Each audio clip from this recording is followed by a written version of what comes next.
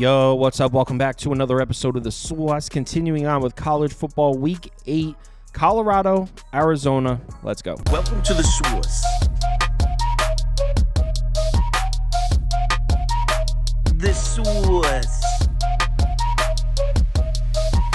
SWAS. Hey, get the SWAS. All right, like I said, Buffs are on the road here. Arizona laying 3.5 or 3. It was at 3.5. Looks like it's dropping down to 3. Still some 3.5s out there, though. Total sitting at 58 or even 58.5, depending on your sports book. Let's take a look at the pie charts, and according to this data, it's a pros versus public game. Public coming in on the Colorado side, over 65% of the tickets. Money coming in on the Arizona side, over 60% of the money. But as I always say, take this data with a grain of salt. Let's take a look at some head-to-head history. These two teams have split recently, 2-2 in the last 4 matchups. Colorado's 3-1 against the number in the last 4 matchups, but we're not interested in the past. We're talking about this matchup here. And let's start with the Buffs offense, which, I mean, we already know what it is. This team does not run the ball. They throw the ball. They're third in pass frequency so far this year, and the passing attack looks great. They're 49th in OFEI overall, but in terms of the passing attack, 43rd in yards per pass attempt, 40th in success rate per dropback, 8th in effective pass. Now, on paper, this might be a little bit of a tough matchup for Colorado. Arizona's actually played really strong defense against the pass, 49th in yards per pass attempt allowed, 64th in success rate per dropback, 44th in effective pass. If you go by FEI ratings, Arizona's defense is 52nd, Colorado's offense is 49th. So these two units pretty evenly matched here. In Arizona, like I said, it's been strong against the pass. Now, Colorado's passing attack does seem to be coming along as of late. In weeks 2 and 3 against Nebraska and Colorado State, just 6.2 yards per pass attempt, 42.7% success rate per dropback. But since then, they've played 3 games, Baylor, UCF, Kansas State, and 8.77 yards per pass attempt in those 3 games. Success rate per dropback about the same, 42%.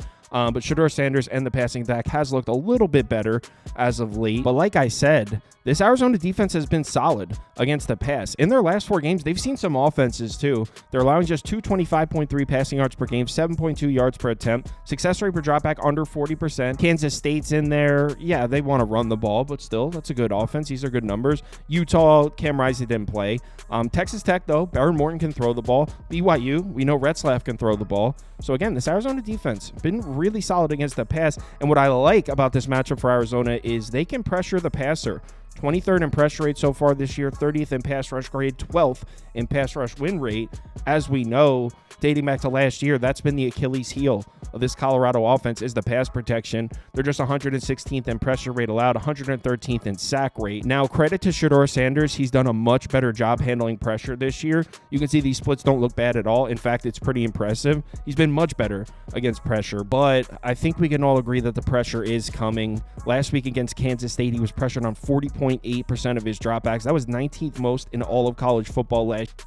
And although his splits when pressured look better this year, he really wasn't great when pressured last week. He was sacked 4 times, 6 of 13, 53 yards, a pick, 25.5 passer rating. And it gets a little concerning because if you pull up Colorado's schedule, who are the 2 teams they've played so far this year that have a pass rush? Nebraska, Kansas State.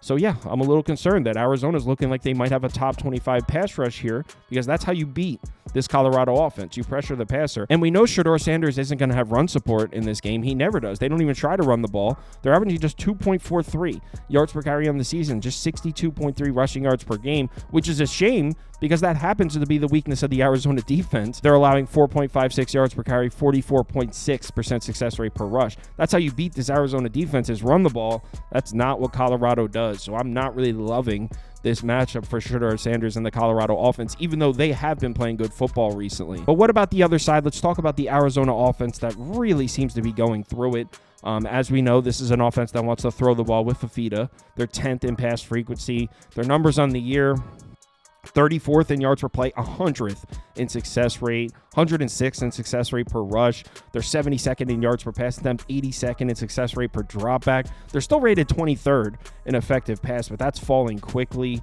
Fafita has more interceptions than touchdowns this year, 8 touchdowns, 9 picks, 7.1 yards per attempt, an F QB rating, 1,633 yards. He really went off in that opener, and we were like, oh, it's fine. Arizona didn't need Jed Fish. Fafita's fine. 422 yards, 13.6 yards per attempt against New Mexico.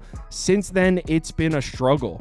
38% success rate per dropback, 6.18 yards per attempt. This passing attack from Arizona that looked so dynamic last year just really hasn't been there. And don't look now, but Colorado's playing some defense. Even the last two games, they're allowing 8.65 yards per pass attempt. Still just 36.4% success rate per dropback. And look at the 3 games before that against Nebraska, Colorado State, Baylor. Just 6.2 yards per pass attempt, 32.6% success rate per dropback. This Colorado defense has been great, man. And what I said about Shedeur Sanders not having run support, you could say the same thing about Fafita here. In the last 2 weeks, Arizona's averaging 3.87 yards per carry, 37.3% success rate per rush. They've been struggling to run the ball. And like I said, Colorado's playing solid defense against the run as well. 4.14 yards per carry allowed on the season, just 41% success rate per rush. So really don't like this matchup for Arizona's offense either. Now, you would think Arizona coming off a blowout loss that this would be a spot to buy low on them.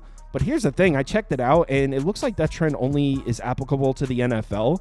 Since 2021, teams coming off this is college football, teams coming off a loss of 28 or more points that are favored the next week, 115-39, okay, who cares, 75-77-2 against the spread. So actually below 500 against the number. Not that I was going to bet Arizona anyway, nor would a trend like that influence my bet. I just thought it was interesting enough to share because I thought it would be the opposite. Anyway, where does that leave us in terms of placing a bet? Well, I won't lay points with Arizona right now. I don't like the way Fafita's looked. I don't like the way that offense looks. I like what Colorado's done defensively recently. But I also don't like the matchup for Shedeur Sanders enough to take the points. So I'm on the under here. Here's the problem. Market's moving against me. It's up at 58.5 now. It's been bet up from 55.5. So clearly, sharp action is coming in on the over, I'm guessing, because both these teams are going to be throwing the ball a lot, I'm assuming. But in my opinion, the weakness of both of these defenses is stopping the run. So I wouldn't be surprised if we see both of these offenses running the ball a little more than we're used to seeing. Look, the market's against me here. Sharp action seems to be coming in on the over.